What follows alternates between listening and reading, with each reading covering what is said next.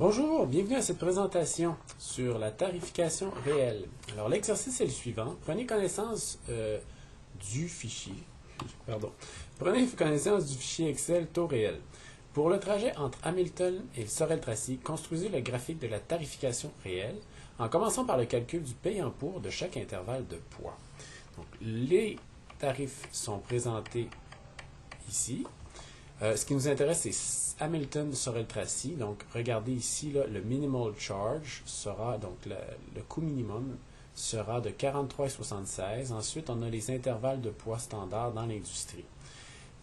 Dans un fichier Excel, il faut reproduire, retranscrire les données intéressantes. Donc, le minimal charge, 43,76. Ensuite, on a les taux de chaque intervalle de poids.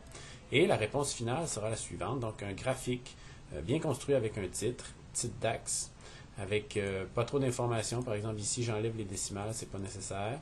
Et on a une belle courbe qui alterne entre des intervalles de coûts variables et des intervalles de coûts fixes. Pour construire tout ça, ce dont j'ai besoin, premièrement, si on se concentre sur cette partie-ci, ce qui m'intéresse, c'est premièrement, le truc, c'est d'insérer ici, là, de façon numérique, le poids des bornes inférieures de chaque intervalle. Ensuite, il y a deux sortes de calculs à faire. Un premier calcul qui est différent des autres, c'est celui du poids maximal auquel on applique le minimal charge. Donc, le minimal charge sera appliqué jusqu'à 272 livres et 99. Et comment est-ce qu'on le calcule? On divise le minimal charge par le taux à moins de 100 livres, ce qui nous donne la réponse. Ensuite, c'est le même calcul pour tous les intervalles de poids à partir de minimum 500. Et le truc aussi, c'est de voir que pour chaque intervalle, le poids du payant pour est toujours légèrement inférieur à celui de la borne inférieure de l'intervalle. Comment est-ce qu'on calcule ce poids de payant pour? C'est qu'on prend le coût de la borne inférieure, par exemple 500 livres fois 11,56, et on divise par le taux de l'intervalle précédent. Ce qui nous donne ici les poids de chaque payant, de tous les payants pour. Ensuite, on construit le tableau de la tarification.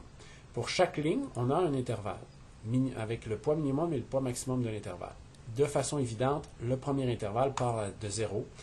En fait, on pourrait partir de 1 livre, disons. Et ensuite, on se rend jusqu'au poids maximal auquel on applique le minimal charge. Et ça, de toute évidence, c'est un coût fixe qui correspond au minimal charge.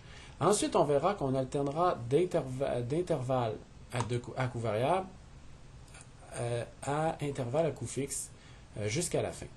Donc, 272 livres jusqu'au payant pour 500, on a un coût variable. Du payant pour 500 jusqu'à 500, on a un coût fixe, puisque c'est un payant pour. De 500 jusqu'à payant pour 1000, on a ici un coût variable. Payant pour 1000 jusqu'à 1000. Et on va continuer comme ça jusqu'à la fin.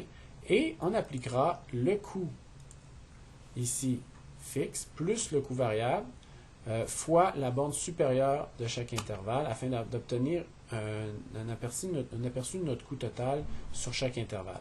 Évidemment, là, si on se situe sur un intervalle de coût variable et qu'on a un poids qui est entre les deux bornes, on devra, pour obtenir le vrai coût, là, calculer le coût qui s'applique au poids du chargement. Mais si on est sur un intervalle à coût fixe, on applique le coût fixe. Pour construire le graphique, je sélectionne la première colonne en abscisse, la deuxième colonne en ordonnée, j'insère un graphique, nuage de points, et j'ai un beau graphique. Je peux, en double-cliquant ici, m'assurer de contrôler le nombre de décimales, comme ici, là. J'enlève ici 0. Je peux insérer ici un titre DAX. Si j'ai une seule série, je n'ai pas besoin d'identifier la série. Et voilà, le tour est joué. Merci de votre attention.